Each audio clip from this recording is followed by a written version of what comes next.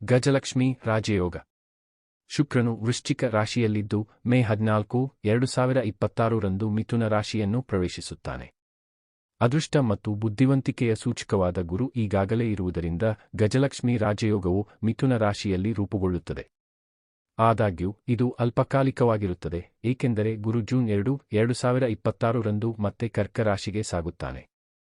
ಮಿಥುನ ರಾಶಿಯಲ್ಲಿನ ಈ ರಾಜಯೋಗವು 3 ರಾಶಿಗೆ ಅತ್ಯಂತ ಶುಭವಾಗಿರುತ್ತದೆ. ಈ ಅದೃಷ್ಟ ರಾಶಿಚಕ್ರ ಚಿಹ್ನೆಗಳ ಬಗ್ಗೆ ತಿಳಿದುಕೊಳ್ಳೋಣ. ಅದಕ್ಕೂ ಮುಂಚೆ ನಿಮ್ಮ ಕೋರಿಕೆಗಳನ್ನು ಈಡೇರಿಸುವಂತೆ ತಾಯಿ ಲಕ್ಷ್ಮೀದೇವಿಯನ್ನು ಪ್ರಾರ್ಥಿಸುತ್ತಾ ವಿಡಿಯೋವನ್ನು ಲೈಕ್ ಮಾಡಿ, ಓಂ ಶ್ರೀ ಮಹಾಲಕ್ಷ್ಮಿಯೇ ನಮಃ ಎಂದು ಬರೆಯಿರಿ. ತುಲಾ ರಾಶಿ. ಗಜಲಕ್ಷ್ಮಿ ರಾಜಯೋಗದ ರಚನೆಯು ಪ್ರಯೋಜನಕಾರಿ ಎಂದು ಸಾಬೀತುಪಡಿಸಬಹುದು.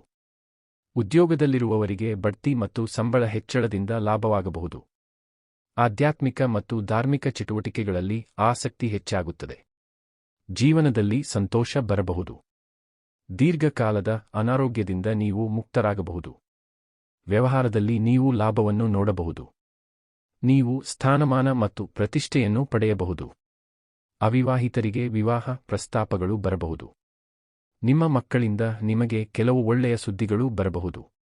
ನಿಮ್ಮ ಆತ್ಮವಿಶ್ವಾಸ ಹೆಚ್ಚಾಗುತ್ತದೆ.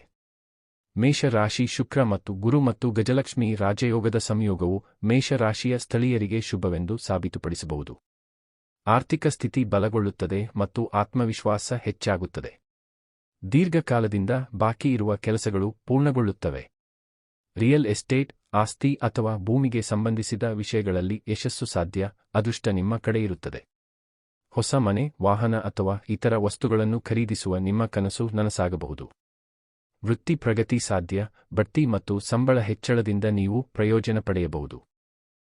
ಶುಕ್ರ ಮತ್ತು ಗುರುವಿನ ಸಂಯೋಗದಿಂದ ರೂಪುಗೊಂಡ ಗಜಲಕ್ಷ್ಮಿ ರಾಜಯೋಗವು ಸ್ಥಳೀಯರಿಗೆ ಶುಭವೆಂದು ಸಾಬೀತುಪಡಿಸಬಹುದು. ಅದೃಷ್ಟವು ನಿಮಗೆ ಅನುಕೂಲಕರವಾಗಿರುತ್ತದೆ. ನೀವು ನಿಮ್ಮ ಕುಟುಂಬದೊಂದಿಗೆ ಉತ್ತಮ ಸಮಯವನ್ನು ಕಳೆಯುತ್ತೀರಿ. ದೀರ್ಘಕಾಲದಿಂದ ಬಾಕಿ ಇರುವ ಮತ್ತು ಬಾಕಿ ಇರುವ ಕೆಲಸಗಳು ಪೂರ್ಣಗೊಳ್ಳಬಹುದು. ಆದಾಯ ಹೆಚ್ಚಾಗುತ್ತದೆ ಮತ್ತು ನಿಮ್ಮ ಆರ್ಥಿಕ ಪರಿಸ್ಥಿತಿ ಬಲಗೊಳ್ಳುತ್ತದೆ. ಅವಿವಾಹಿತರು ವಿವಾಹ ಪ್ರಸ್ತಾಪಗಳನ್ನು ಪಡೆಯಬಹುದು. ನಿಮಗೆ ಸರ್ಕಾರಿ ಯೋಜನೆ ಅಥವಾ ವ್ಯವಹಾರದಲ್ಲಿ ಉತ್ತಮ ಒಪ್ಪಂದ ಸಿಗಬಹುದು.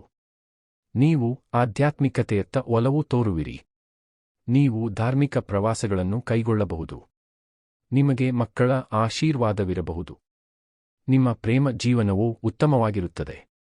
ಸ್ನೇಹಿತರೆ, ವಿಡಿಯೋ ಇಷ್ಟ ಆಗಿದ್ರೆ ದಯವಿಟ್ಟು ವಿಡಿಯೋವನ್ನು ಲೈಕ್ ಮಾಡಿ, ಶೇರ್ ಮಾಡಿ. ಮತ್ತೆ ಸಿಗೋಣ. ಧನ್ಯವಾದಗಳು.